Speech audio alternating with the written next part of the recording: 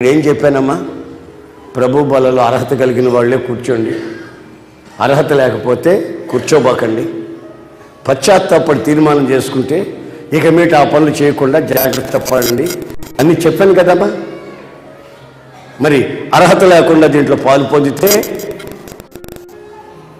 రోగాలు వస్తాయి, అవి దీర్ఘ రోగాలుగా మారుతాయి. బైబిల్లో ఉన్న మాట చదివి చెప్పాను కదమ్మా. కొంతమంది క్రమం తప్పి అక్రమాలు చేస్తూ కూడా దీంట్లో ప్రవేశిస్తే కొంతమంది హఠాత్తుగా చచ్చిపోతారు అని బైబిల్లో రాసింది. ఎన్ని చెప్పాను కదమ్మా. వినకపోతే నేనేం చేయను, దేవుడికి అప్పచెప్పేస్తా, దేవుడికి అప్పచెప్పేస్తా. చూడండి, మనస్సాక్షి